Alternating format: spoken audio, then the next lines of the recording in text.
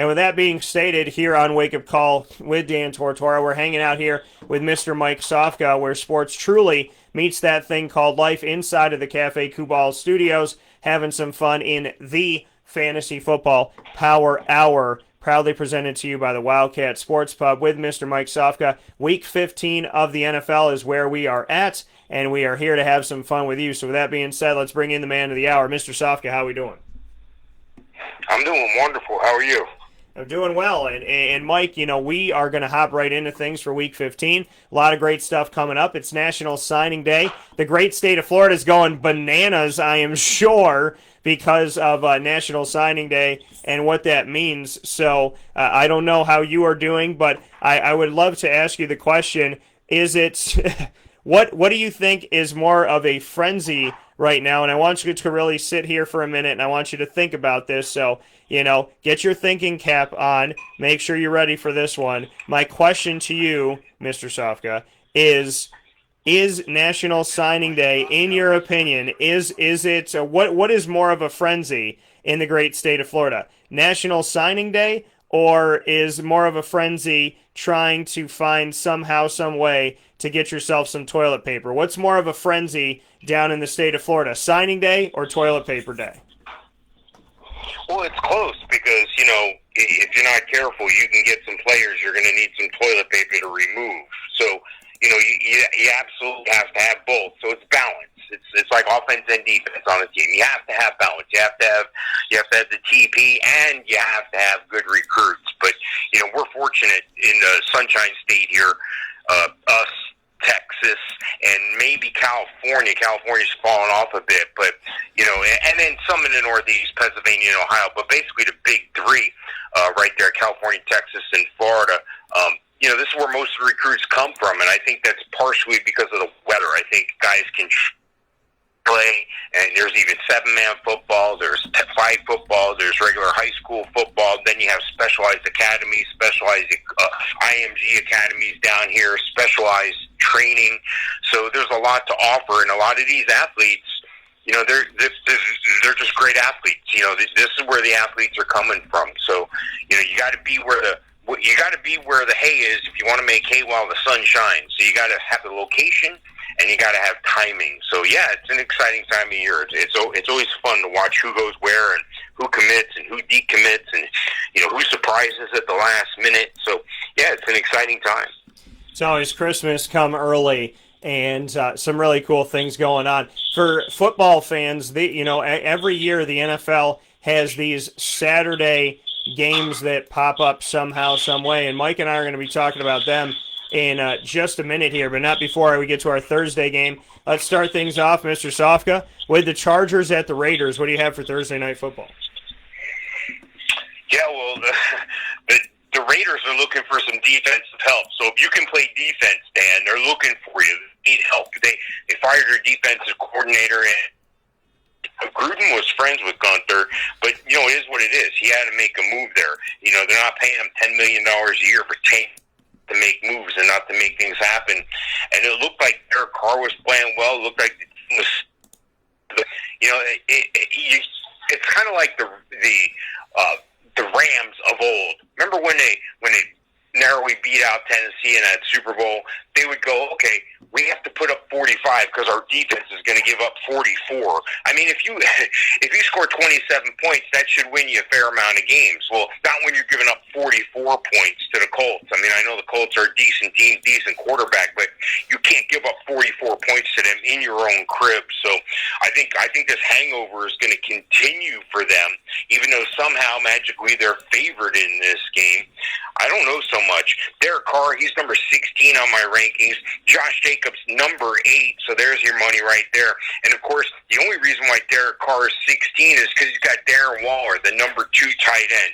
I can't trust any of the wide receivers for Vegas. Maybe a Hunter Renfrow. But he's number 52. I mean, that's an emergency. If you're in a large league with a deep bench, play him. But, yeah, no, not so much across the board.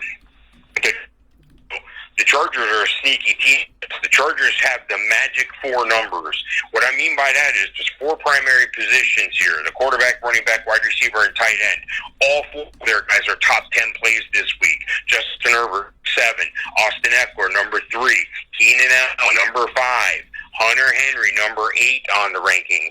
So with that in mind, that's where all your value lies. I would play those guys in some daily leagues as well, because why not? If the Raiders are going to let you go like a matador, you got to play those guys. I'm going to take the Chargers to win this game. Yeah, this is one of those things where, the Raiders, I didn't think that coming into the season they were going to be a strong team, and then they surprised me a little bit. And I look at them and I say, okay, I thought I thought the Jets would be the worst, and I thought that the Raiders would be, second worst, that they'd be right there. Now, Raiders are 7-6 this season. They're behind only Kansas City. Kansas City's 12-1. They're only 2 games better than Denver. And yeah, Los Angeles Chargers are at the bottom of the barrel in the AFC West at 4-9. Yet I think the Chargers have more overall talent. And that is what I look to when it comes to fantasy and who we tell you to play. We look at that overall talent. So starting with that on the Chargers side of things, I want to first and foremost go to the Chargers and say, in this game, Justin Herbert's worth the play. Now, there's a lot of injuries. So Austin Eckler didn't practice early this week with a quad injury.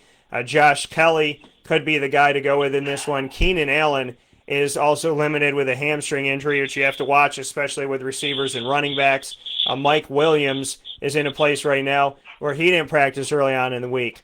So, Justin Herbert's got to throw to somebody. We don't know who that's going to be, but he's got to throw to somebody. Hunter Henry's also been injured. He's questionable. If he's able to play, he's worth the play for you. If not, then a sneaky pickup and a sleeper tight end is Donald Parham Jr. coming to you from the XFL, because Justin Herbert will have to get the ball out to someone, and that tight end's going to get some action if Hunter Henry's not able to play. So circle Donald Parham, who could help you in your fantasy football playoffs. I like Herbert in this one on his side, but due to a lot of injuries, can't really lean on a lot of the Chargers. On the Raiders side of things, Josh Jacobs is hurt, and so that's something that you have to look to here. He's limited in practice. If he's able to play, then I would tell you he's worth the play, but he is downgraded to a lower-end running back 2, in my opinion.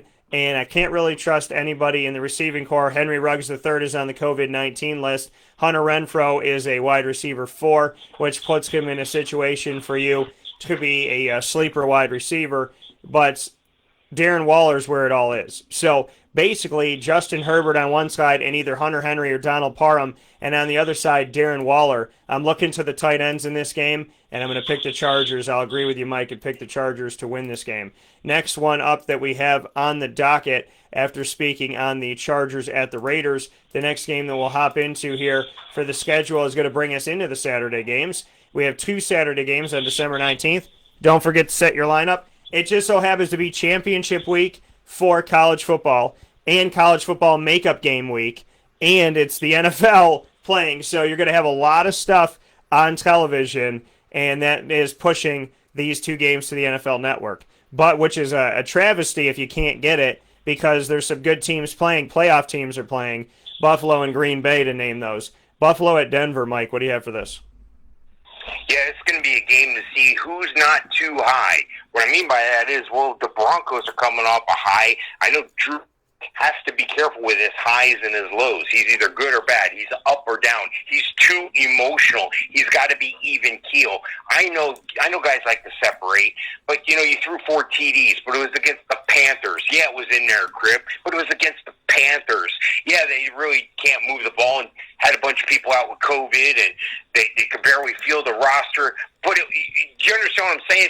Denver has got the same thing happening here, okay? Denver is high from that win.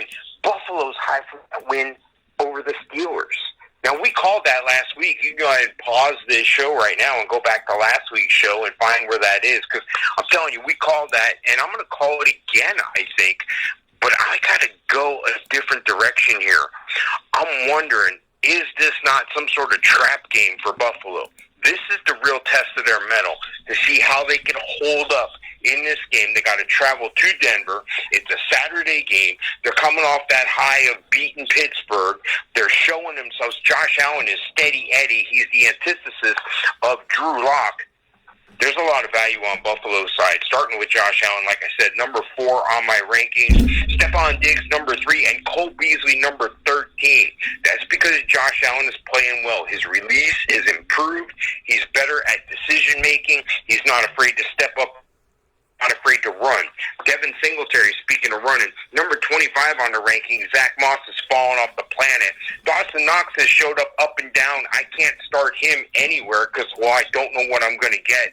And on the other side of the ball here, when I'm looking at Denver, it starts with Drew Lock. Like I said before, he's got to be even keel. I don't think he's going to be even keel because I think the Buffalo defense is going to swarm all over him. He's number 27 on my rankings. Melvin Gordon still has a looming DUI, but that got tabled through January, so I don't think that's going to affect his play through the championship weeks here in fantasy. Right now, he's number 24 on my rankings. Philip Lindsay, 43. I can't start wide receivers. Those guys are ranked in the... And I got Noah Fant at 14. I said both teams are coming off tremendous highs on their recent wins. I think Buffalo is going to let their emotions be in check. They're still not going to be too high. They're going to come back to earth. I think Buffalo's going to win this one, but the Vegas boys say 6.5. I think it's going to be closer than that. I still like Buffalo for the win. Yeah, I think, like you said, this could be a trap game. This could be a 16-14 type of game. I don't disagree with you on that, but I am going to go with Buffalo as well. We did call Buffalo to beat the Pittsburgh Steelers, and it's the first thing that came to my mind when I saw Buffalo beat Pittsburgh. I went, wow, well, we obviously thought that they're capable. We thought that they could, and we thought that they would, and they did. So congratulations to the Bills on their big-time win over the Steelers. The Steelers were undefeated, and then Washington found a way to take them down, and then Buffalo found a way to do it in back-to-back weeks. So for the Steelers to be undefeated and then to take back-to-back losses, that shows you how quickly things can change from being a team that is 11-0 to being a team that's 11-2 on the season so far for the Pittsburgh Steelers, but they've already clinched a spot in the playoffs. For those of you wondering, they're already in the playoffs, of course, with 11 wins, but back-to-back losses they've taken. For me in this game, Buffalo, first and foremost, Josh Allen's worth the play. Zach Moss and Devin Singletary, these guys are confusing me. Zach Moss leading the team in carries recently here, and in Sunday Night Football, Devin Singletary being quiet. But the reality of it all is, I mean, these guys are just, it's not looking fantastic. It's not looking great by any stretch of the imagination for either one of them as far as fantasy goes. I can't sit here and tell you I'm leaning on anybody. And, Zach Moss, 13 carries for 43 yards, Singletary 7 for 32.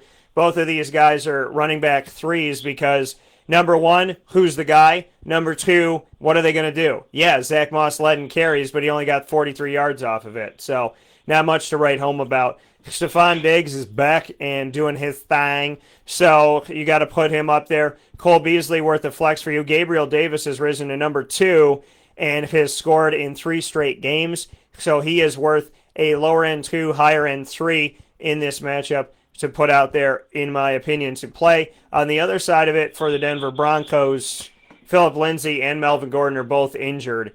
I would choose Gordon over Lindsay, but right now it looks like Royce Freeman, he would be a running back 3 for you. Jerry Jeudy is currently hurt as well. He's questionable with an ankle injury. That raises the stock of KJ Hamler and Tim Patrick, in my opinion. Tim Patrick has scored his 6th touchdown of the season recently. So Patrick is a wide receiver 3 for you. And Nick Vannett puts himself in a better position as Noah Fant has an illness that, God willing, he gets okay from coming up here very soon. That puts Nick Vannett in a situation to be a tight end 2 for you. And as I said before, I'm going with Buffalo. Next matchup that we have, and another Saturday matchup again, we are telling you repeatedly, set your lineup. Don't forget about Saturday games. Carolina at Green Bay, Mike, what do you got? Yeah, this game confuses me in a bit because I think Green Bay's got a lot more talent than they do, and where they're not showing their talent is on defense. They're coming off a narrow win. They let the Detroit back in the game. They let Detroit score 10 points on them in the fourth quarter. You can't win a 7-point game. I know it was on the road, but it was Detroit. Detroit's horrible. End up in the game. He's got a rib problem. He's questionable to make this. Wouldn't be surprised to see Chase Daniels. And, with that in mind, Chase Daniels is going to be 28 on my list. So you can't start him anyway. So it doesn't really matter if Matt Stafford's going to make the game or not. But if he does make the game, obviously he's got some value. He'll be number 16 on the rankings if he makes the game. DeAndre Swift, number 11 for Detroit. Kenny Golladay still injured. Mike, we're going to, and we'll get to, and we'll do, I don't want to interrupt, but we'll jump to Detroit and Tennessee in a second, but I want to go with Carolina and Green Bay in this one, and then we'll hop to Detroit. I lost my place here. I'm sorry. No, Don't worry. No worries. No, it's all right. Green Bay. Let's go right to Green Bay because that's where all the value is. That's where all the Aaron Rodgers, number 5 on the rankings. Aaron Jones, number 5 on the rankings. Devontae Adams, number 1 on the rankings. And Robert Thompson, 11 on the rankings. So, all your value, of course, is on Green Bay. And I don't understand how they could let Detroit score those 10 points on their defense. But, Carolina doesn't really have that offensive power with these guys that were recently out with COVID, with injuries. I don't know who's catching the ball. I do know that Christian McCaffrey may not make the game yet again. Mike Davis, number 12 on the rankings. Even if CMC makes the game, I think he'll be limited. If I was Carolina and his injuries are that bad, I would just shut him down. Teddy Bridgewater, number 19 on the rankings. Robbie Anderson, number 17, and DJ Moore, number 32. The better value fantasy-wise is on Green Bay's side, and the money should be on Green Bay's side. But again, if they let Detroit stick around within 7 points, I don't know how they're going to cover 9 here against the Panthers, but it is their home. I think they're going to win by about an 8-point margin, so I'll still take Green Bay, but I think they might not cover. Yeah, I got to take Green Bay in this game against Carolina as well. Green Bay obviously coming in here with their sights set on the playoffs and being in good footing. And, Carolina in a period of, transitioning with their coach, with Matt Rule being in his first season there, with, Teddy Bridgewater being in his first season there and whatnot. So it's all going to take some time, and they'll get there and they'll figure it out and they'll get right with it. But in this other Saturday game, I got to go with Green Bay. Carolina first as far as fantasy goes. Christian McCaffrey is doubtful for this game. Mike Davis puts him in a position to be worth the play. I downgrade him a little bit, but Mike Davis is worth the play in this. Robbie Anderson, also worth putting out there for you, but he is a wide receiver 3 in the matchup. And P.J. Walker, shout out to him for making it from the XFL and Temple to being the number 2 guy. Guess who went to Temple? Matt Rule. He knows all about P.J. Walker. So that's a good thing that this coach and this quarterback have that connection. And obviously the trust in him is showing, and that's an awesome thing. Aaron Rodgers on the other side is worth a play for you. Aaron Jones, Devontae Adams, and Robert Tonyan worth the play in this one. And Alan Lazard is questionable with an abdomen injury, which puts Marcus Valdez-Scantling as a potential flex for you with the value. I agree with Mike being on the side of Green Bay and the win being on the side of Green Bay. So I will second that and say Green Bay all the way in this one. The next one that we have up, Mr. Sofka, in this matchup week for Week 15 is Tampa Bay at Atlanta. And this is obviously a divisional matchup in the NFC South. What do you have for this? Yeah, these are teams that are just going in 2 different directions. Tom Brady's got this ship running right for the Buccaneers. My only question is who's going to be running the ball? Leonard Fournette, healthy scratch last week. Ronald Jones, broken finger. Don't know if he's going to make the game.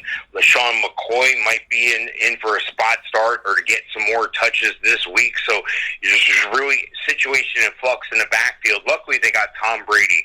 Tom Brady, number 10 quarterback on the ranking this week.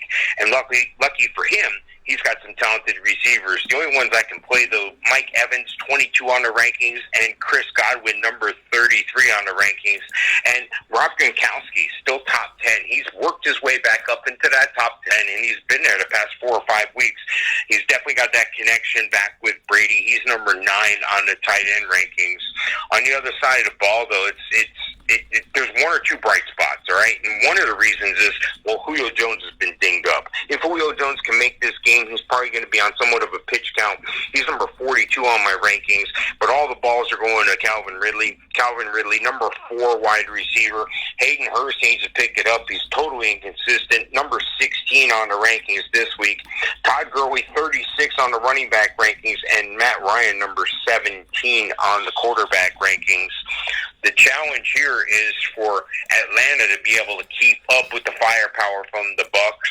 There may be some big scores in this game due to lapses in each team's defense, but I think the Bucs defense is a little better, so definitely going with the Bucs in this one. Yeah, you know, we take a look at this matchup and what's going on here, and you know, like you said, Atlanta, I mean, they're looking for a new head coach and a general manager. Bruce Arians and the crew down in Tampa are 8-5 behind New Orleans 10-3, looking for an opportunity at the playoffs with Tom Brady in another jersey. This was a team that was at the bottom of the barrel, a 4-win type team before Tom Brady got there. Shows you how much he can change something around. So I want to start with Tampa Bay in this matchup and discuss where they're at, and then head off to the Atlanta Falcons, who will have the home game in this one. But, you know, the reality of it all is, yes, these teams are in two different directions, and Tampa Bay is moving in the right direction. Not as good as fans would hope at 8-5, but still in a place where they're a playoff caliber team. So Tom Brady worth the play in the matchup. Ronald Jones is hurt, undergoing surgery on his finger. That puts Shady McCoy, who you forgot was even on the dang roster, that puts him there and gives him an opportunity. Leonard Fournette, hasn't done much of anything. So he is playing the Falcons. That could help him. Keyshawn Vaughn had 1 carry despite being activated. So I would lean on LaShawn McCoy if you're going to play anybody. I put him as a running back 3. Keyshawn Vaughn as a flex guy behind him. Chris Godwin and Mike Evans are worth the play. Antonio Brown as a flex, a sneaky one. And Rob Gronkowski are worth the play as well, as Cameron Brate hasn't done much of anything as of late, and O.J. Howard obviously is still injured. On the other side of it for the Atlanta Falcons, I would tell you that Matty Ice, quarterback 2, we know that he knows how to air it out. You know what, so let me put him as a low-end 1. Matt Ryan, not a bad one to put out there.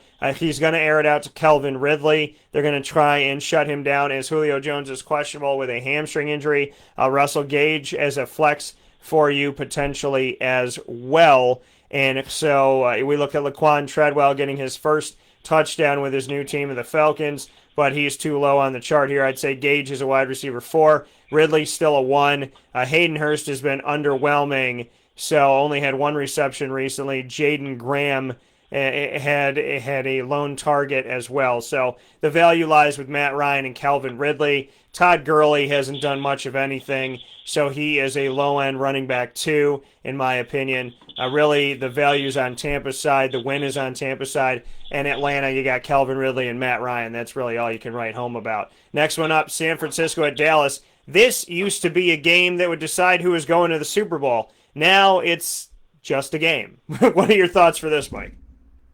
Yeah, you're exactly right. Tom Landry and Bill Walsh are rolling over in their graves looking at the records of both of these teams, looking at the suspects of even having to watch this game. You know, it's incredible. Now, Dallas did come off of a big win at Cincinnati. Andy Dalton's homecoming back to his place where he spent many years there, eating some chili mac, eating that Skyline chili. Look, I think the chili in Texas is a little better, and they're always talking about what Russ is cooking. Well, Dalton cooked a little something in that game. I'm happy for him, but still, it's the Cowboys. They're not going anywhere. Both these teams have losing records. I think they're packing it up, and I think they're playing for next year. But you look at some of the fantasy value, there is some value here. Now, I'm looking at San Fran, and I'm going, wow, who's their wide receivers? Well, the only wide receiver I would play would be Brandon Ayuk. Looks like Deebo Samuel's done again, injured. Brandon Ayuk, number 7 on my wide receiver rankings. And a blast from the past, Jordan Reed. Jordan Reed, number 13 on the tight end rankings, because he's going to be like a Dallas Clark again. He's going to be a guy that is going to catch the ball. He has to be, because they don't have any wide receivers. Their running backs have been dinged up. Raheem Mostert, number 21, if he's a go this week, he's injured. Look out for him. Sneaky play of the week, Jeff Wilson. You may be able to pick him up. He was on my waiver wires. Select the guys I'm telling you to pick up each week. Number 29 on the rankings. And Nick Mullen, number 29 on the quarterback rankings. Can't really start him, but that's just because he doesn't have anybody to throw the ball to. On the other side of the ball, though, Dallas, Andy Dalton, decent performance last week, did enough to get the win, but number 21 on the quarterback rankings this week. Ezekiel Elliott, number 9. This is a guy who used to be in the top 3 all the time. He's been slipping as of lately, and Tony Pollard's been sneaking some touches. He's been almost out-touching Zeke. I know Zeke still has that lower extremity problem, so Tony Pollard, a guy to look out for, number 47 on the rankings. There is some value with Amari Cooper at 18, CeeDee Lamb at 35. I can't play Michael Gallup. I can't play any of these tight ends for Dallas either. Look, this game's in Dallas. That used to mean something. San Fran, I don't know how they're still fielding a team, but I'm going to go with Dallas, the home team, to win this game. I know San Fran's favored by a couple, but I just got to flip a coin. I got to go with the home team here. I think if you can run the ball, they should be able to do that. If you can play a little bit of defense, which both teams can't do that lately, hey, I got to go with Dallas. Yeah, I got to go with Dallas in this one too, just because of the fact of I lean more on them to get this victory than I do with San Francisco. San Francisco, unfortunately, coming with a Super Bowl berth with their first full season of having Jimmy Garoppolo at quarterback, and it didn't end up working out in their favor as Kansas City got the best of them. And now this season, Corona and injuries have gotten the best of them, and I pray for speedy recoveries in every way, shape, and form for everybody on the team, because this has been a very trying season for the San Francisco 49ers on, when you look at offense as well as defense. It's not just on one side of the ball where they've taken a lot of hits. They've taken hits all the way through. I told you to always circle the game when somebody's going back to a team that they used to play for, because it tells you what could happen. And granted, this game didn't have Joe Burrow, but Andy Dalton went back into Cincinnati, and he beat them down, reminding them, hey, you let me go, I'm going to make you pay for it. 30-7, they get the victory. 4-9, the Cowboys are on the season. Eldon Smith had a 78-yard fumble return in the game. Amari Cooper had a touchdown. Tony Pollard had a touchdown in the matchup, as well as Zeke had 12 carries. Pollard had 11 carries, and they were very close there in yardage. Pollard with 39 on 11, Zeke with 48 on 12, and then Amari Cooper led the way, followed by CeeDee Lamb and Dalton Schultz with Michael Gallup after that. The issue with the wide receiving core in Dallas is it's hard to figure out who the guy's going to be. They kind of just rotate around. It's Amari, then it's CeeDee, then it's CeeDee, then it's Michael, then it's Michael, then it's CeeDee. So, that's how we've been looking at things this year. For the 49ers, it's really hard to tell you to play anybody. Jeff Wilson is your best bet, but he's a running back 3 at running back. And then Brandon Ayuk is a wide receiver 4, I would say, to put out there. Jordan Reed, not a bad play. I'd call him a low-end tight end 1 this week against the Cowboys. And then on the other side of it, Zeke is still worth playing. I think he's a running back 2 right now just because he hasn't put up big numbers. Tony Pollard is a flex guy for you and an emergency guy for you. Amari Cooper is worth the play. CeeDee Lamb and Michael Gallup are still worth the play. I got CeeDee a little... it's hard. This is where it gets difficult. I think CeeDee and Michael are both wide receiver 3s. They're flex guys for you right now. And Dalton Schultz is a extra tight end. He's a tight end 2. I'm going to lean on the side of Dallas and say the boys are going to get to 5-9. And it's funny because all the teams that are 4-9 right now, like the Cowboys are, they're eliminated from the playoffs. But because they're in the NFC East, they might still get it, says Borat. So with that being said, they're not out of it yet. Detroit at Tennessee, Mr. Sofka. I know we started about this earlier on today. We were talking about Matt Stafford and whatnot. So let's head to blue versus blue. Detroit at Tennessee. What do you got? Yeah, I just don't see how Detroit can win this game, but I do see how you can win with some fantasy value on the Detroit lineup. And Tennessee, I'm surprised that, Roger Goodell is letting Derrick Henry stay on the Tennessee roster simply because he owns the Jaguars, and we'll talk about that later. But, he just flat out owns them every time they play. but he owns a lot of teams in this league. So Derrick Henry's the top guy to play in this game. Number 2 running back, Ryan Tannehill, because they have that great running game, he can be consistent throwing the ball because he's got some good guys to throw the ball to. Ryan Tannehill, number 12 on the rankings this week. A.J. Brown, number 9. Corey Davis, number 31. Jonnu Smith, not so much, but number 19 on the rankings. The tight end that you're going to want on the other side of the ball, T.J. Hawkinson, number 4 on the rankings. Not sure about the wide receiver situation. Kenny Golladay is still questionable. He's been out for a couple games. I got Marvin Jones at 26, but look at Kenny Galladay's injury situation as we get close to the game time. DeAndre Swift, number 11 on the rankings. And I think Chase Daniel may get the start. Look for Matt Stafford to be at about a 16 on the rankings if he gets the start. But I'm more confident it's going to be Chase Daniel who will check in at number 28 on the rankings. I got to go with the guys who have the best player on the field, and that's Derrick Henry, the running back for the Titans. I'm going to take the Titans in this one. Yeah, I got to take the Titans in this matchup by all stretches of the imagination. I mean, Tennessee is a team that, I know when it comes to Jacksonville, they're always dangerous against Jacksonville. We know that. But in the reality is they went from being just dangerous against Jacksonville to being dangerous in general this season and to building off of what they had in their successes last season. They've done some good things, and they should be commended for it because it's not that it's a fluke. There's been consistency with Tennessee winning. Being a thorn in Jacksonville's side inside of the AFC South division is great. Being a thorn in the side of the NFL is better when you're trying to win championships and get yourself into the playoffs. So Matty Stafford is hurt right now. He's questionable. That would put Chase Daniel out there. DeAndre Swift is healthy. And let me say that again, DeAndre Swift is healthy. And to the people out there that are frustrated, DeAndre Swift is healthy because I know for a couple weeks he was burning a lot of us out there. So DeAndre Swift worth the play. Adrian Peterson goes down to a lower-end flex guy because of that. Marvin Jones, wide receiver 3, just because of the quarterback injury situation. Kenny Golladay is questionable in this one.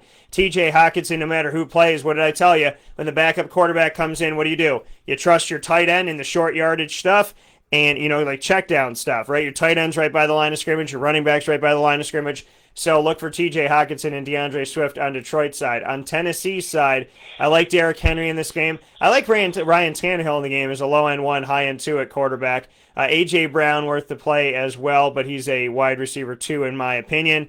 Jonnu Smith only had 2 catches. Jeff Swaim hauled in a touchdown recently here. Anthony Ferkshire, his production's going down. So Jonnu's not the outright guy like Delaney Walker used to be. So I would say Jonnu's a tight end 2, and so is Jeff Swaim. Really the value's in Derrick Henry, and then I see some in A.J. Brown and Ryan Tannehill. I'm going to go with Tennessee in this matchup. Next game that we have up, Mike, before we take a step aside for a fast break, Houston at Indianapolis. I feel like this game just happened, but we got another one. What do you got? Yeah, it does feel like it just happened. It's going to be deja vu all over again here as the Houston goes to Indianapolis. See, these are, again, 2 teams heading opposite directions here. Indianapolis coming off that big win on the road. Phillip Rivers able to lead the team, keep them balanced, but they're balanced mostly because of their tremendous running game, and the dangerous combination is Houston can't stop the run. That makes Jonathan Taylor the number 1 play in this game, number 7 on the running back rankings. Phillip Rivers, because of that running game that he can rely on, is number 13 on the quarterback rankings. T.Y. Hilton's back. He exclaimed 2 or 3 weeks ago that he was back, that he's finally fully healthy, and he's been showing it. Number 16 on the wide receiver rankings. Michael Pittman, 41. Trey Burton, number 23 on the tight end rankings. Across on the other side, Deshaun Watson, number 8 on the quarterback rankings. He's going to find a way with his legs to keep his team competitive. He's going to have to do that because he doesn't know which Johnson's going to be running the ball. Was David Johnson, he got hurt, then Duke Johnson. Now Duke Johnson's hurt. We're back to David Johnson, number 27. On the running back rankings. He's got some guys he can throw the ball to, but none of these guys are going to jump out and win the week for you. Jordan Akins, a tight end, number 18. Kiki Cootie, number 28. And Brandon Cook's number 38 on the rankings. So there's going to be some balance. There has to be for Houston to have a chance because they cannot stop anybody, especially on the run. I'm going to go with the team with the better running back, and that's Jonathan Taylor and the Colts. Yeah, I got to go with the Colts in this game. The Colts are in a different place than Houston. Like I told you, and this is not saying that Houston doesn't have talent on their team. Everybody in the NFL has talent. It's hard to make it. So, I would just tell you that, like I felt before, Houston was winning the division of the AFC South because other teams were just subpar. They weren't really getting pushed. They were winning, but they were the best team in a not great division. Now that Indy's gotten better, now that Tennessee's gotten better, it's exposing that Houston, in my opinion, was winning the division, not because they were great, but because they were good enough. So with that being said, I like Deshaun Watson in the game. Kiki Kuti, I like him in this one as well. And, outside of that, that's kind of where I see the value lie for Houston. On the other side with Indy, Jonathan Taylor worth the play in this matchup. Nyheim Hines, 75 yards from scrimmage. He's worth a good flex for you. Michael Pittman Jr., I like him as well in this. He's a wide receiver 3. T.Y. Hilton's also a wide receiver 3 because he's inconsistent. And Jack Doyle and Trey Burton trying to figure this thing out. Second leading receiver of the game was Jack Doyle. Trey Burton, no Week 14 target. So Jack Doyle, a tight end 2 for you. And I'm going with the Colts in this matchup. With that being said, Mike and I are going to take a step aside. You are listening and watching the Fantasy Football Power Hour right here on Wake Up Call with Dan Tortora, where sports truly meets life. Mike Sofka of Hall of Fame FantasyFootball.com. Myself, Dan Tortora of WakeUpCallDT.com. We both bond together on our Facebook group, which I'd love for you to join by going to Facebook search bar and typing in Winning Fantasy Football on Facebook. You can join that group for free. And the Fantasy Football Power Hour, proudly presented by the Wildcat Sports Pub, will be back right after this to give you more Week 15 advice for the 2020-2021 season and more than likely your fantasy football playoffs. Happy to help, happy to be here with you, and always thankful that you spend some time with us every single Wednesday, as well as throughout the week. Because once this goes live on Wednesdays between 10 a.m. and 11 a.m. Eastern Time, it gets sent out to you on youtube.com/WakeUpCallDT, and it gets archived on Facebook.com/WakeUpCallDT, and on the Winning Fantasy Football Group page on Facebook. So you can always go back after Wednesday and get your information Wednesday, Thursday, Friday, Saturday, Sunday, and Monday. That's why we do it on Wednesdays, so you have it all the way through. We're happy to help and happy to be here. This is Wake Up Call inside of the Cafe Kubal Studios, and more fantasy football coming up for you right after this.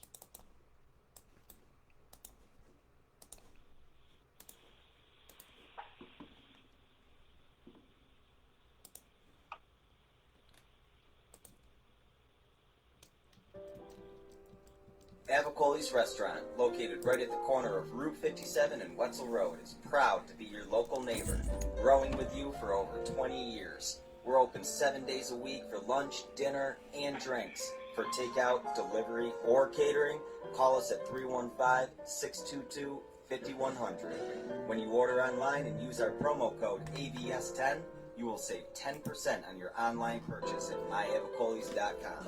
And make sure to join us monthly for our live on-site broadcasts centered around Liverpool athletics. Avicoli's, your local, trusted neighbor right at the corner of Route 57 and Wetzel Road.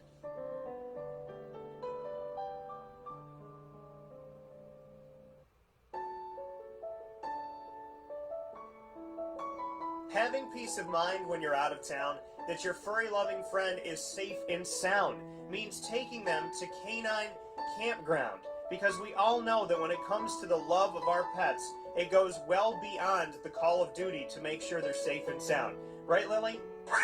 So take a ride to 242 Johnson Street in East Syracuse, New York, and see Canine Campground and where your dog will be staying, in the classic cabin, the executive cabin, the grand cabin, or of course the luxury cabin, because if you know Lily, you know she loves luxury.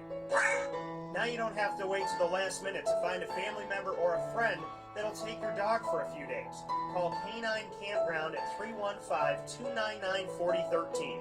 That's 315-299-4013. Their drop-off and pickup times are Monday through Sunday check K9campground.com for more information. That's the letter K, the number 9, and campground spelled with a K.com. K9campground.com. When you're going out of town, bring your dog to K9 Campground.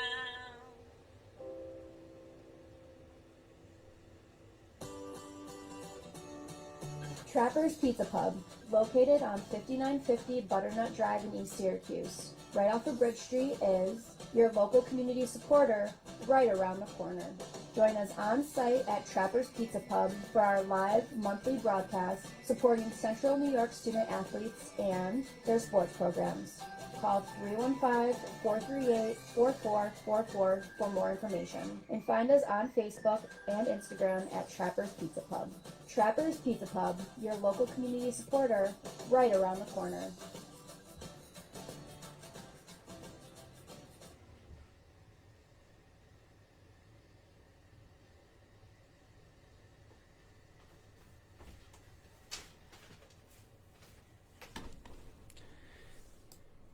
Welcome back here to Wake Up Call with Dan Tortora on WakeUpCallDT.com, your one-stop sports shop, and on MixLR.com/WakeUpCallDT. Inside of the Cafe Kubal Studios, Mike and I are proudly bringing you the Fantasy Football Power Hour, presented by the Wildcat Sports Pub, 3680 Milton Avenue in Camillus, New York. Make sure you head off there today for their dining in, as well as their opportunities for curbside pickup, takeout, and delivery at 315-487-2222. That's 315-487-2222. So make sure that you get a hold of them, especially today with it being a Syracuse basketball game day and a midday game day, so you can watch the game while getting something from the great Wildcat Sports Pub and watch the game, get some pizza and wings, and hang out and have a good time. So awesome stuff coming up here from the Wildcat and all of our partners here in the community, and we thank them so much for all that they do. With that being stated, Mike and I have more games to go here for Week 15. We're going to run through the gamut as we are here on a National Signing Day, so there's a lot of great stuff going on in the world of sports, and so we'll go to our next matchup here, Mr. Sofka, and that will be the New England Patriots at the Miami Dolphins. What do you got? Well, New England coming off that drubbing after they stayed in L.A., thinking that would be the best move for them. They got pounded last week. And, Miami was able to put up 17 points on the Chiefs in the fourth quarter and almost make a comeback. They almost make it so they could win the game, had themselves in a position to win the game. But you can't win the game when you're playing against Patrick Mahomes. It's just not easy to do. The Patriots are moving their practices to indoors. It's cold up in the Northeast right now. What the Patriots are doing is they're going to crank up the heat because they expect it to be pretty sunny, pretty balmy weather, around 78 degrees on Sunday. So far cry from the weather there right now. Look, New England's got some value to them, but I don't think they're going to have enough value to go into Miami to win. However, when these teams play, you can usually throw out the records. The challenge is Miami's having a hard time fielding a team. I don't know if they have any wide receivers. I don't know if they have a tight end. I don't even know if they have a running back. One of the hottest names out there on the waiver wire, Lynn Bowden. We may see some more of him. DeAndre Washington started last week for them at running back, but, he didn't make the most of that opportunity. Tua, you know who I'm talking about, Tua. Number 22 on the rankings. DeAndre Washington, 33 on the rankings. Salvin Ahmed, number 51. I can't start any of the pass-catching guys for Miami. On the other side of the ball, not a lot of value either. Cam Newton, he has some value because he likes his own number, especially near the goal line, number 20 on the quarterback rankings. Looks like Damian Harris, number 31 on the running back rankings. James White, Sony Michel, they're in the 40s and 50s. Jacoby Myers, Damari Bird, they're in the 40s and 50s. Can't start a tight end, so I don't think there's a lot of fantasy value in this game, but it might be an interesting game to watch. It usually always is. I'm going to go with Miami still to win this game.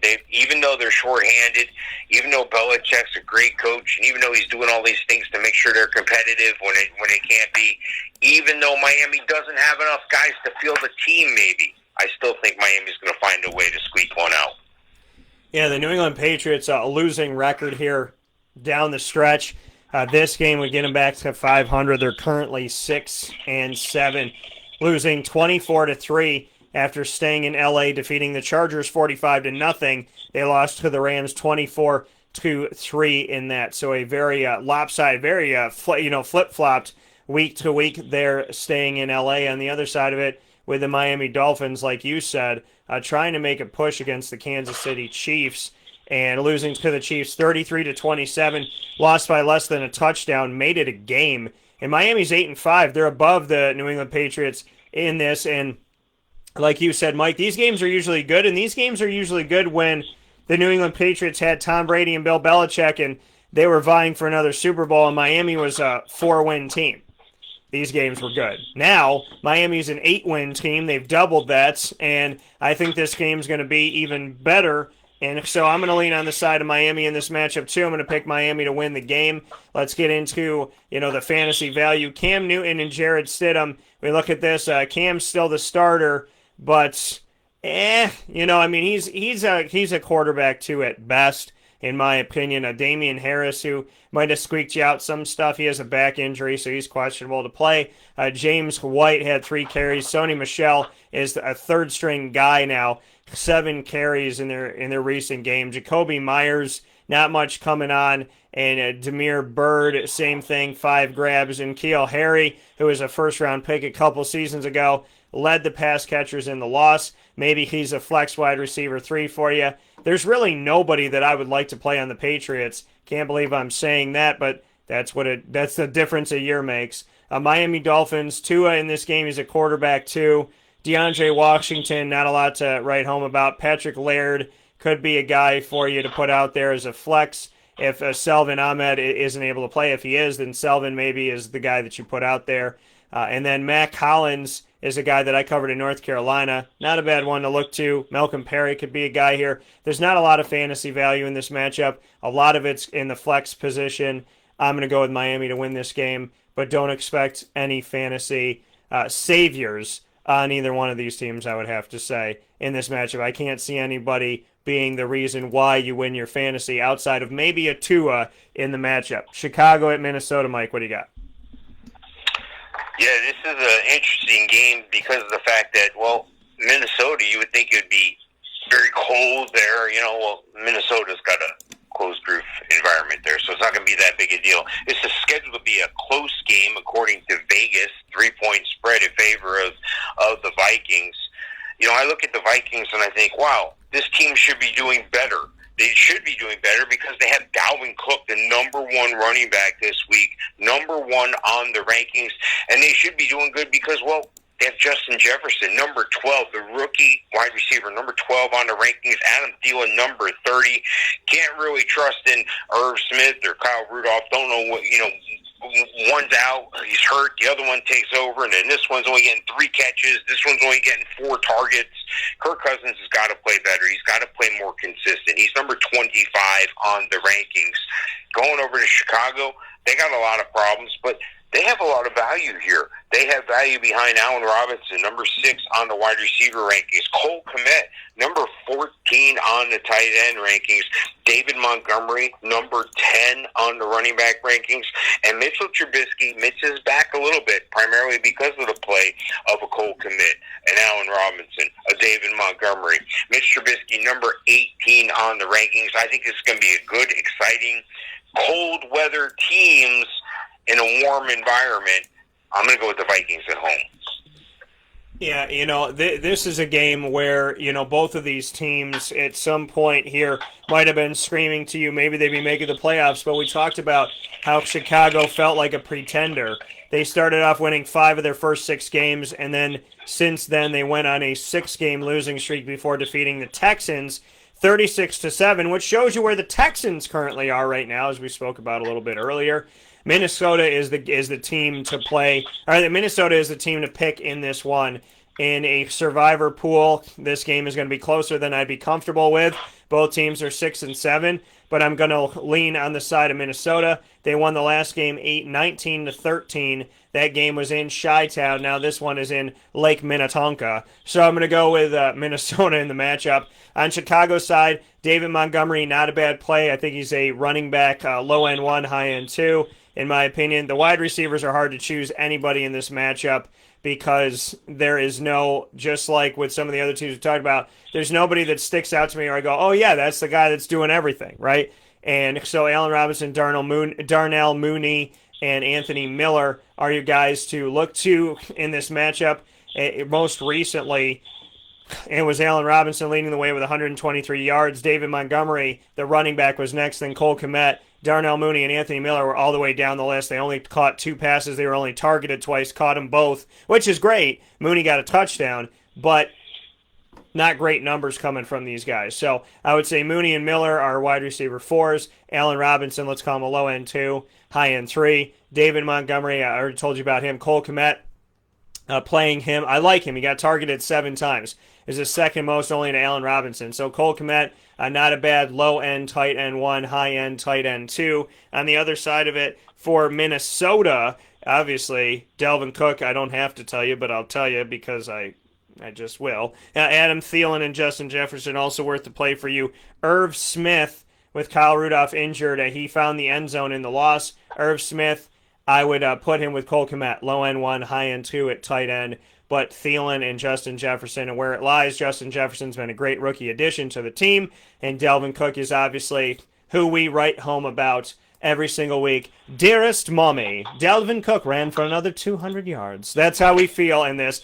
So Delvin Cook, 100 yards in this most recent one, 4.6 yards a carry, 22 carries, 102 yards, and a touchdown in the game. He also got involved in the passing game with a couple catches. Irv Smith doing his thing. So I do like players on both sides of this, but I'm going to lean on Minnesota to win the matchup. Seattle at Washington. One team has the 12th man, and I mean, they all got the 12th man, but we always hear about the 12th man in Seattle. Well, they're not going to be with the 12th man there. They're going to be with a team, what do they say? A team has no name. So this team really doesn't have a name. Washington is still the football team, and they have a giant W. I guess they can wear that with pride now since they took down the Pittsburgh Steelers before anybody else did. Now they'll try and take down another Goliath of history when it comes to Russell Wilson and the crew. Not as good as the Steelers this right now, but Seattle is no slouch. What do you have for this one? Yeah, both teams coming off wins, and they think, we're coming off a win. I know Washington's playing above their ability right now, but relax. You beat the Niners, who could barely field the team. And you look on the other side, Seattle, wow, we really smoked the Jets 40-3. Yeah, well, it was the Jets at your crib.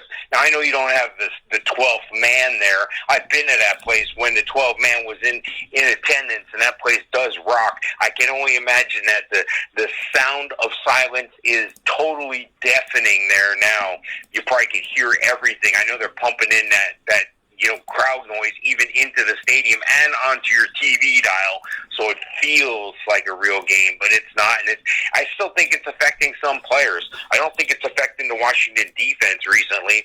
Seattle's envious of that defense. Chase Young and boys are playing out of their mind, but you're going to primarily be focused on the offensive players, and you're going to focus on them because, well, you're going to make some money in this game. Russell Wilson, number 6 on the quarterback rankings. Chris Carson, number 19 on the running back rankings. Here's where the value is. The wide receivers, these guys are always up there. DK Metcalf and Tyler Lockett, 11 and 19 respectively on the rankings. Washington, Alex Smith, I don't know if he's going to go. He has that calf injury. It's questionable what they're going to do at quarterback if he can't go. So I look at him to go, but again, he's number 30 out of 32 quarterbacks, so you're not going to expect much there. Antonio Gibson still dinged up. Don't know if he's going to make it. That makes J.D. McKissick number 22 on the running back rankings. Terry McLaurin number 21 on the wide receiver rankings, and Logan Thomas number 10 on the tight end rankings. You say, Mike, how can Alex Smith be number 30 and these other moving pieces are rated so high? Well, that's because Seattle has challenges on defense as well. Well, yeah, they only let the Jets put 3 points on them. Again, it was the Jets. Washington's going to be able to put up some points because they have some playmakers, a la Terry McLaurin, Logan Thomas, and J.D. McKissick. For that reason, I think Washington will make a game of it, but I don't think Russell Wilson's going to let somebody come into his house and teach him how to cook. I'm going to go with Russell and the Seahawks. Well, they're going to be on the road in Washington, so we don't have to worry about that. So, oh, my bad. No, my bad. You're right. No, so but Washington in this matchup, it's really it is difficult because this, you would think walking into this, going into the season, that we're just going to say, all right, Seattle, and let's be done with it. But Seattle is 9-4, right? They're not a bad team, but Washington is also getting better as time goes by, right? They're doing what they're supposed to do. They're excelling as time goes by. They're on a 4-game winning streak. They started off the season losing 5 of their first 6 games. They lost at the Cardinals, at the Browns, the Ravens, the Rams, at the Giants. All those games running the gamut that were difficult, except for the Giants game at that point. They lost to the Giants again. They lost at the Lions. They had defeated the Eagles and the Cowboys in the division. Now they have wins 4 in a row. Bengals, at Cowboys, at Steelers, at 49ers. They beat the undefeated team Steelers. They went to the West Coast and beat the Niners, who obviously are depleted, but still East Coast, West Coast. You never know what's going to happen sometime in those respects. Washington is making this in a situation where they could actually have a 500 or better record as they lead the division, and we're not going to see a 4-win team have not only a playoff game, but a home playoff game as Washington looks to go 7-7 if they get this win over Seattle. Seattle being 9-4. Let's go with Seattle first. You got to play Russell Wilson, despite the fact that he's been somewhat underwhelming. DK Metcalf is now the number 1 on the depth chart. Him and Tyler Lockett are worth the play, and so is Chris Carson on that respect for Seattle. On Washington's side of things, Alex Smith is questionable with a calf injury. That puts Dwayne Haskins in a potential starting role, which is not where anybody thought he would be. We thought he'd be a forgotten man. If he gets it, I hope he makes the most of it because Dwayne Haskins, I think, deserves better than how he was treated. He was drafted high and forgotten quickly, which was very unfortunate, and I hope that he bounces back from that. Antonio Gibson's questionable, which makes J.D. McKissick and Peyton Barber. I don't like either one of these guys. McKissick would be my flex. He'd be a running back 4. Terry McLaurin's proven he could play with any quarterback on the team, I would say, and Dwayne Haskins played with him in college. So I like Terry McLaurin as your lead guy from Washington in this matchup. Seattle has more to give in this, and I'm going to give them a slight edge because of that, because Seattle has a little bit more out there in fantasy, and I believe in reality. I'm going to give it to Seattle, but don't be surprised if this is an overtime game, if this is a tied game, or if this is a game that in general Washington just keeps close, in my opinion. Next up, Jacksonville, 1 win this season, Mike, and guess what? They finally catch a break.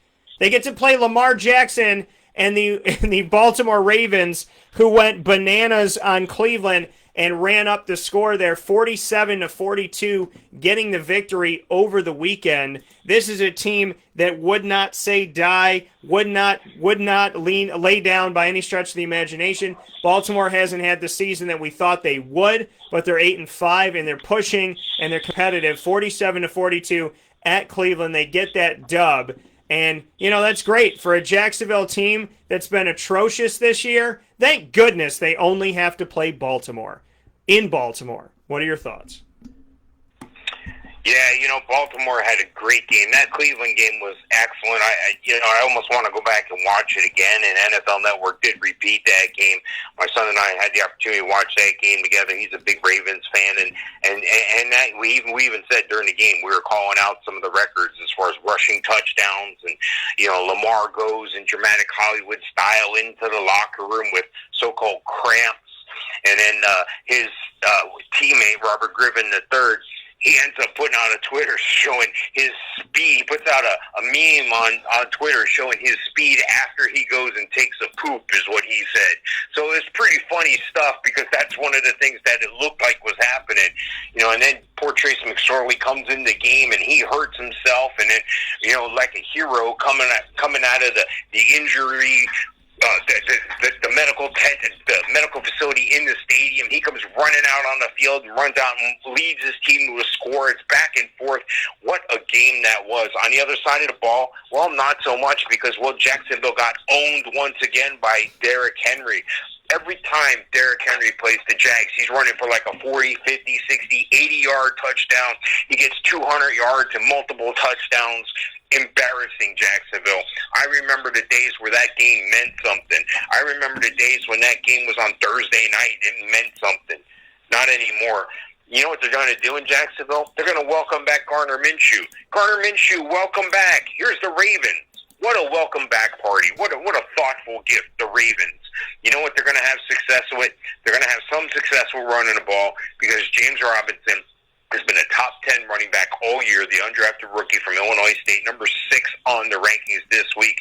Gardner Minshew is going to be ranked number 23. I can't start any tight ends. I can't start any wide receivers. DJ Chark, the highest ranked one, number 43 on the rankings. Going over to Baltimore, Lamar Jackson's the man. And he's the man because he's got some great players around him. But even if he didn't have those players, he'd still be the man in fantasy. He can run the ball. He can throw the ball. He does incredible things. Number 3 on the quarterback rankings this week. And that's the same ranking I have for Mark Andrews, the outstanding tight end. Number 3 on the tight end rankings. J.K. Dobbins more or less taking things over. If you watch Ravens, they start with Mark Ingram. Takes the first series, takes the first couple games. Plays, and then you don't see him again. Then it's a mixture of J.K. Dobbins and Gus Edwards, and Gus Edwards is the winner in that. Number 28 on the rankings this week. Gus Edwards, 52. Marquise Brown, 47. May sneak in a touchdown, but you can't count on that cat. I'm going to stick with Lamar Jackson. I'm going to stick with Mark Andrews, and I'm going to stick with the Ravens to win this game. Yeah, for a team that doesn't know how to stop the run, again, thank goodness they only have to play Baltimore with a running quarterback. And a team that leans on the run and says they're going to run the ball and then continues to run it down your throat. You know it's an issue that people don't give Jacksonville maybe some slack for that they should? They've had 5 kickers in 5 weeks. Josh Lambo's the dude, okay? He gets it done. But he's been hurt. So Jacksonville's had to go from kicker to kicker to kicker to kicker to kicker to kicker. Okay, it's happened. Brandon Wright, Chase McLaughlin. We look at Josh Lambo when he was healthy. Stephen Hauschka, Aldrich Rosas. It's crazy. It's crazy. It's crazy. John Brown didn't even attempt to kick in the NFL before. It's been insane. It's been ridiculous. So you look at all these close games and you say, well, why didn't this? Why isn't Jacksonville, winning? They're competitive. Why aren't they winning? Because they don't have a kicker. They don't have the guy that can boot that field goal and send the game home. It's not happening, right? They lose to Minnesota in overtime by 3. They lose to Cleveland by 2. They lose to Green Bay by 4. They lose to Houston by 2. Look back at those games. Think about those games. If they had a kicker that they could trust in, those games could have went the other way. This past week against Tennessee, not so much. They were 33-30 at Tennessee when Tennessee came into town, 31-10. And you don't want to get worse the second time around. You want to get better. Well, Jacksonville did not. So I'm obviously going with the Ravens in this matchup. Gardner Minshew's back at quarterback, which means that DJ Chark is back as a guy that you need to put out there in fantasy as a wide receiver too. Doesn't mean Colin Johnson will be forgotten. It just means he doesn't have his guy. He doesn't have Mike Glennon out there with him. So Laviska Shenault, he is a wide receiver 4. DJ Chark, a wide receiver 2. James Robinson, no matter what this Jacksonville team has done, he's been one of the best fantasy running backs in the NFL. Not in Jacksonville, in the NFL. Remember that. Hopefully that continues. James Robinson, definitely worth the play. And outside of that, on Baltimore's side, Lamar Jackson. Marquise Hollywood Brown, he's a low-end 2, high-end 3 because he's not consistent. Mark Andrews is worth the play, and Lamar Jackson is worth the play. Outside of that, when we look at it, J.K. Dobbins had a touchdown. Gus Edwards had 2. So I would say with J.K., he's worth the play. Gus is a flex. Gus is still a running back 4, maybe a 3. J.K. a low-end 2, in my opinion. Mark Andrews leading the way. with receptions as a tight end. That tells you exactly what Mike and I have been saying all year. Mark Andrews is the guy that you need to trust and lean on the most in Baltimore's passing game. I got Baltimore winning the game. Next one up, Jets at the Rams. Mike, what do you got? Yeah, this one's an easy one. If you have Jets, don't play them. If you have Rams, play them. Look, if you have Jets on your team, you're not playing anyway. You're not in the playoffs in your league. How can you have won any games with Sam Darnold and company, Josh Adams, Frank Gore, Michael Pirine, Ty Johnson, Crowder, Perryman, Mims, Chris Herndon? None of these guys are on the fantasy radar at all. You look on the other side of the ball. This is where your money's at this week. You know that. You always, if you're in a survivor league, you always pick against the Jets. Well, you do the same thing in fantasy. You play the guys that are playing the Jets. Jared Goff, number 11 on the quarterback rankings. Cam Akers, number 13. Cooper Kupp, 23 on the rankings. Robert Woods, number 8. And Tyler Higbee, 21. This is an easy one. It's a blowout for the Rams. It's easy money for you. Play these guys in daily fantasy as well. I'm taking the Rams. Well, after the Rams just took down the Patriots at home, they will now have the Jets visit them at home, and I don't imagine the Jets are going to be more competition than the Patriots were, and the Patriots weren't competition for these Rams who have, again, like a fine wine, gotten better with time. So, the Jets, who are you going to play? Nobody. Who are you going to call? Ghostbusters. Why? Because Sam Darnold's still seeing ghosts, okay? But with that being said, let's head off to the Rams and let's talk about it. Jared Goff worth the play because of the matchup. Cam Akers worth the play because of the matchup. Darrell Henderson is another guy out here, and that you could look at potential. Malcolm Brown's going down. Darrell Henderson, I would say, is a running back 3. Cam Akers, now he's the 1. He was the 3. Very confusing with the Rams. They got to figure this out in the offseason. But Cam Akers, a running back 2. Cooper Kupp and Robert Woods are worth the play. And Higbee, I would say, is worth the play as well. Gerald Everett, somebody that you can look to as a emergency flex and a tight end too in that situation. But I'm putting the value on the Rams to win this game. I would not imagine that the Jets are going to make this a tough one for the Rams. Next game that we have up on the docket before we take our final step aside, inside of the Fantasy Football Power Hour, proudly presented by the Wildcat Sports Pub, 3680 Milton Avenue in Camillus, New York, is where you go for the indoor dining. You can also do curbside pickup, takeout, and delivery at 315-487-2222 for the Wildcat. Now more than ever, make sure you're supporting local and supporting the companies in our community that may have those national and international names that have been very local and ingrained themselves in our community, like Chick-fil-A Cicero, Honda City of Liverpool, and, of course, Carvel DeWitt. Philadelphia at Arizona, Mike, what do you got? Yeah, I don't know if the Eagles should be happy with that win that they got last week at home against the Saints, but it was against the Saints, who's a better team. You expected the Saints to go in there and win. Eagles are without a bunch of offensive linemen. Eagles haven't looked good all year. I think the Saints let Philadelphia win more than Philadelphia earned that win. Their defense collapsed on them. New Orleans tried to make a game of it at the end, but it was just too high a hill to climb. So looking at this, though, Arizona coming off the big win against the Giants, they're going to continue their winning ways. I think they're going to bring the Eagles back to reality. Kyler Murray, number 2 on the quarterback rankings. Kenyon Drake, number 18, and Chase Edmonds, number 32. DeAndre Hopkins, the steal of the century, the steal of the deal guy, the big trade. Number 10 on the wide receiver rankings, Christian Kirk, 44. Can't start Dan Arnold, number 32 on the rankings. On the other side of the ball, though, Philly, there's still some value here. That's because both these teams are going to be able to put up some points. That's because of Jalen Hurts. Jalen Hurts, I'm not taking anything away from Jalen Hurts and what he did for the team, but statistically, he wasn't an anomaly. What he did was he gave him that mental advantage. This was a guy that the team felt they could win behind. Carson Wentz has lost that team, and because of that, you got a guy like Jalen Hurts, number 15 on the quarterback rankings. And don't forget, he's got a great running game with Miles Sanders. Miles Sanders put up over 100 yards and 2 touchdowns last week. Look for him to do the same this week, number 15 on the rankings. And Dallas Goedert's the man. He's the only one catching the ball. Maybe a Boston Scott out of the backfield, but I can't trust any of these wide receivers on the Eagles. Dallas Goedert, number 5 on the rankings this week. I'm going to go with Arizona to win an exciting game. I think this game's going to be more exciting than people think. I got Arizona. I'm excited for the nest, Philadelphia and the Cardinal. Which one is going to stay perched in that nest? I think it's going to be the Arizona Cardinals. I'm going to agree with you, Mike, and I'm going to say Arizona in this matchup over the Eagles. But I think it's going to be a good game because Jalen Hurts is breathing some life into the team.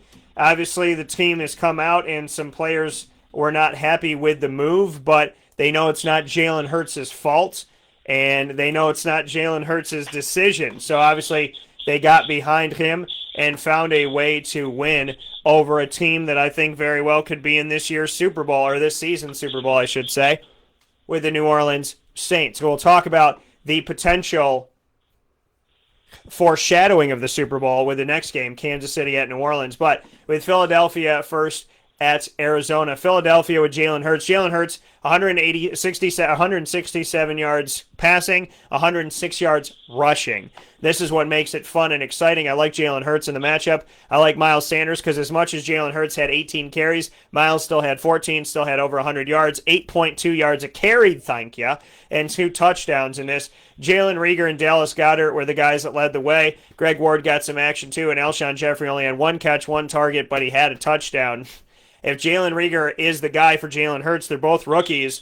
Jalen and Jalen could be a match, could be something in fantasy that could help you later on here in the season. So Reagor, I would say, is a wide receiver 3, maybe a low end 2 if there's consistency with Jalen Hurts moving forward. Dallas Goedert's worth the play. Miles Sanders and Jalen Hurts on that side of it. For Arizona, I would tell you that Kyler Murray, I don't have to, but I will. Kyler Murray, Kenyon Drake, DeAndre Hopkins, all worth the play for you. Those are the guys I feel most comfortable about, and those are the ones I'm going to stick to. The next, and I'm going to pick Arizona to win the game. The next one here, Mr. Sofka, is like I said, this could be the precursor to the Super Bowl. This could be what we're going to see in just a few months again. Kansas City at New Orleans, what do you got? Yeah, I would have thought that too before last week, and New Orleans went out and laid an egg. I don't think that Taysom Hill is doing a bad job, but he's not Drew Brees, and I don't think Drew Brees is Drew Brees anymore either. So I think they're just keeping him, making sure he's 100% healthy with all those separation on the ribs that he had. That's not an easy thing to even breathe, let alone play football, let alone expose your ribs and taking cracks from linemen on the other side of the ball. Look, Kansas City's the better team here.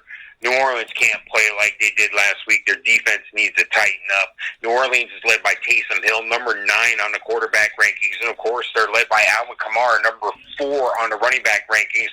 Michael Thomas seems to be coming back to Michael Thomas days when he was with Drew Brees. I think he's starting to connect with Taysom Hill. That makes him number 14 on the wide receiver rankings.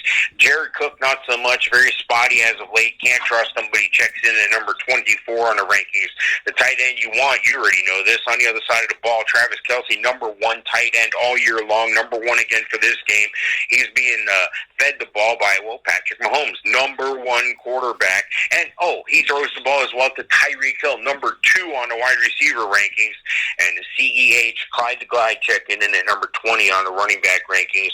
All the power, all the money, everything is on Kansas City side. But this game is in New Orleans. New Orleans usually plays better at home, but that's with Drew Brees. I look for Kansas City to roll up on the Saints in this one. I know they're only favored by 3, but it is what it is. You see all that talent, you see all those weapons. I'm going with all those weapons. I'm going with the Chiefs. I got to go with the Chiefs in this one, too. You know, the Chiefs, just to me, are going to bring more to the table. The Saints reeling from a loss to Philadelphia, and so I have to lean on the Chiefs as they get set for this matchup. I think that they're going to have more, and I think they have more in general. And, if this was Drew Brees, like you said, Drew Brees hasn't been Drew Brees this season, and that's affected the team. They've obviously won. Taysom Hill's done some good stuff, but at the end of the day, the Chiefs are the better team. I will agree with you. In my opinion, I do feel that way as well. So with that being stated, let's hop into the matchup. And first and foremost, with Kansas City on the road. These are names that you should already know. If you know them and you got them, then you're probably feeling pretty good right now. And you're probably in good footing in your fantasy playoffs as well if you have Kansas City Chiefs on your team. So let's start with Kansas City. Pat Mahomes, Clyde Edwards-Helaire, as well as Tyreek Hill, all worth the play for you, and Travis Kelce. Sammy Watkins had 2 catches recently. Demarcus Robinson, not much. And taking a look at McCole Hardman, he scored as a returner. So McCole is a sneaky wide receiver 4, but Tyreek Hill, Travis Kelce, Clyde Edwards-Helaire, and Pat Mahomes are worth the play. On the other side of it for you for New Orleans, I still would put out in this situation Taysom Hill. The Chiefs are going to try to figure him out, but we know the Chiefs can give up points too. So I would say Taysom Hill's worth the play. Alvin Kamara as well. Michael Thomas worth the play for you. And outside of that, there isn't too much to write home about. Jared Cook, I would say, is a low-end 1, high-end 2 at tight end. And I'm going to go with Kansas City. With that being said, before we get to Sunday and Monday Night Football, Mike and I are going to take a step aside.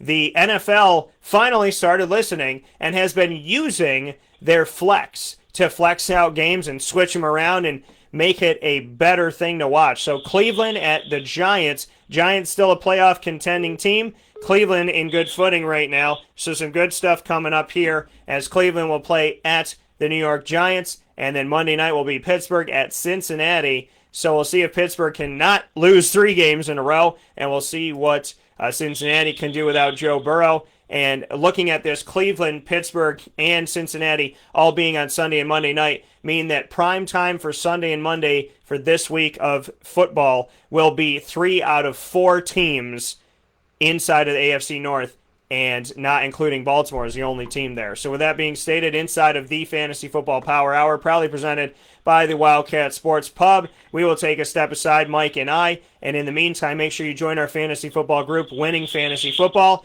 and you bookmark Hall of Fame FantasyFootball.com as well as WakeUpCallDT.com. We'll be back right after this to wrap up this week of Fantasy Football.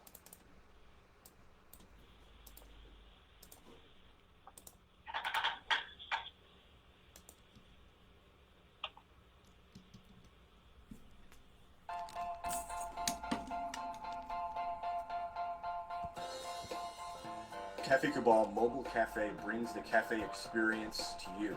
We'll roll out to your neighborhood or office, ready to serve our locally crafted espresso bar to our loyal patrons. Inquire at cafecubal.com. Cafe Cabal, coffee for the soul.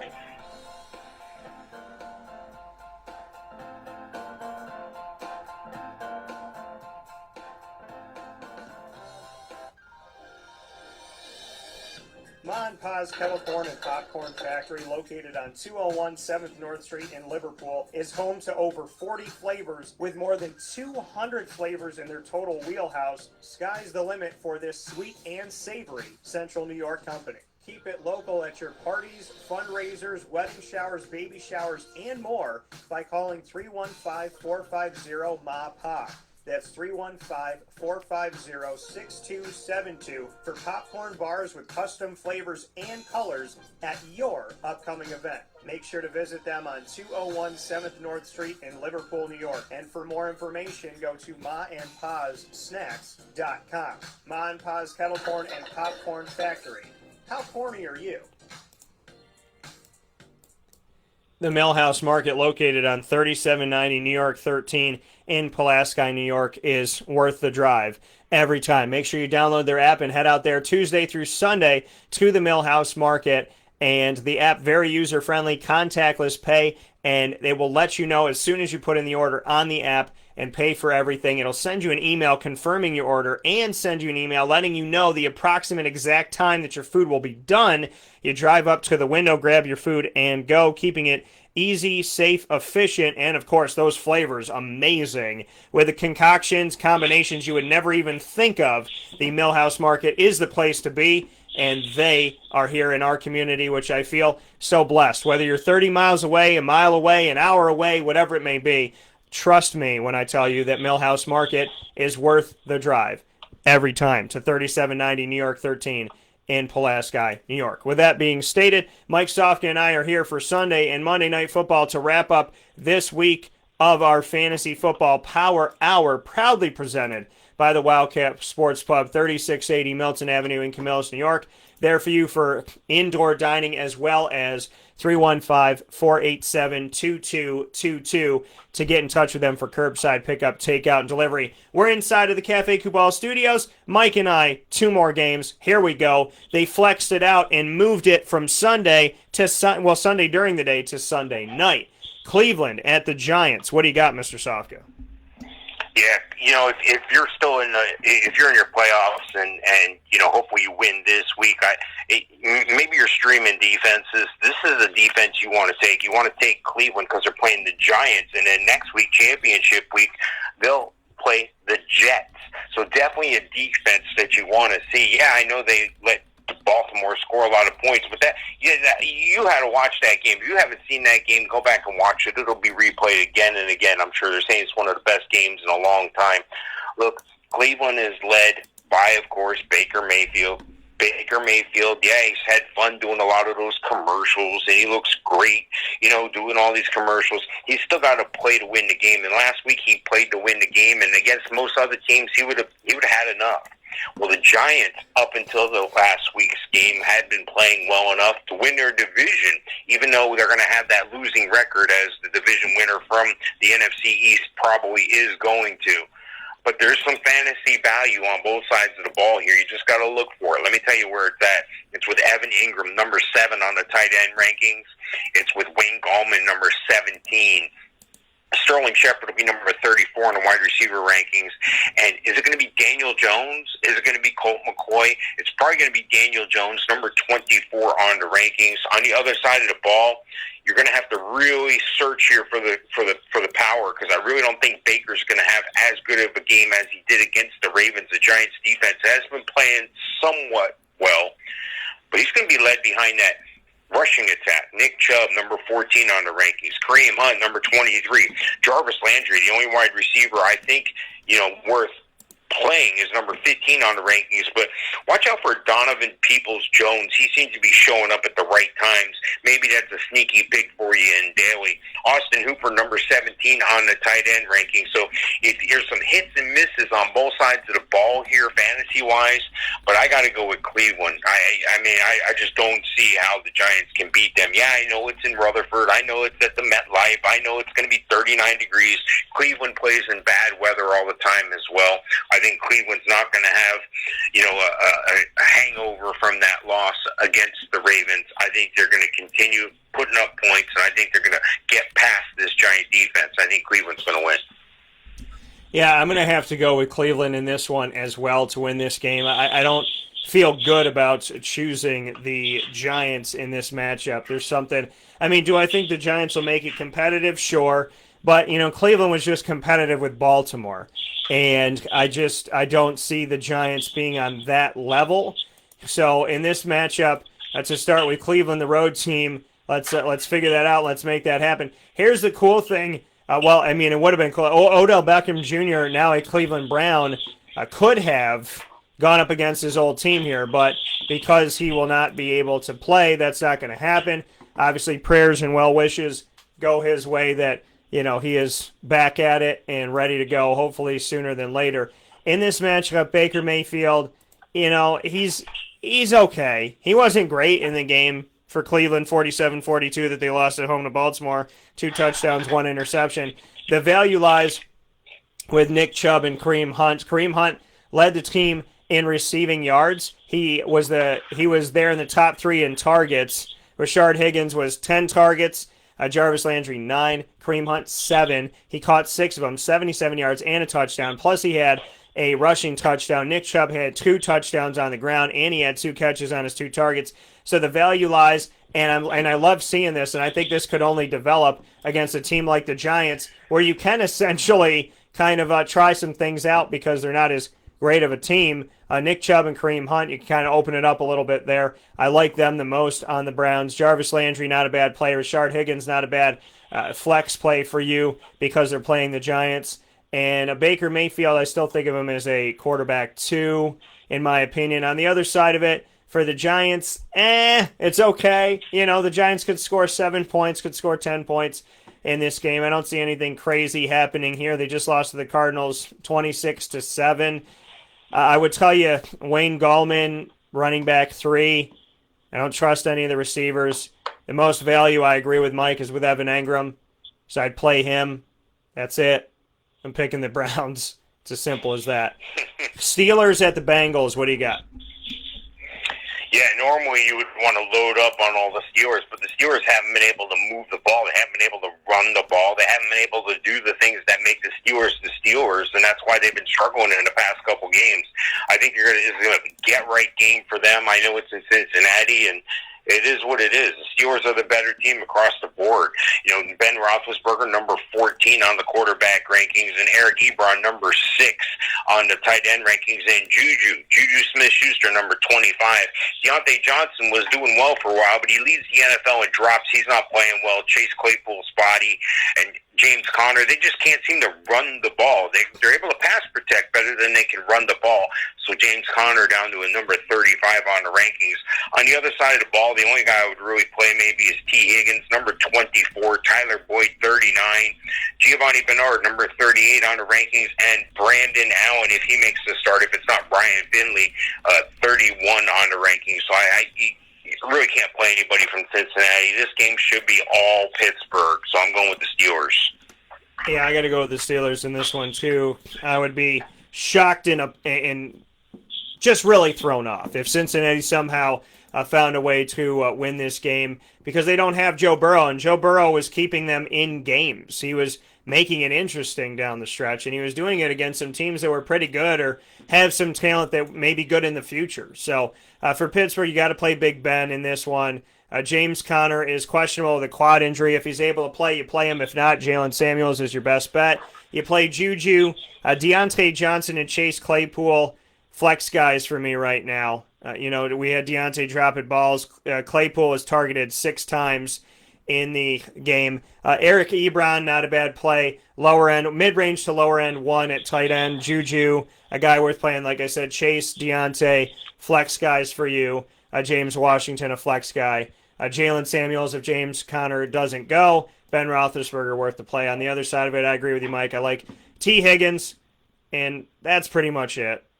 It's T. Higgins and good night from Cincinnati. So that's really all, and that's what I'm looking to in this matchup. But like I said, I'm going with the Steelers in this. I think, Mike, I think you and I agreed on every single game in this group here. I don't think there's one game we disagreed on. I'm double checking to make sure. So we're either going to be 100% right or 100% wrong, because we did pick every game the same, which is different from past years, but that's what we did here, and so we're on the same wavelength. With that being stated, Mr. Sofka, as always, I appreciate you. I send you my love and my well wishes. Please stay safe, stay well, and hopefully I'll get my butt down to Florida soon, and you and I can catch up with each other, and your beard can talk to my goatee for a little while. Maybe we could do a show just from the nose down and call it Goatee and the Beard and see what that turns out to be.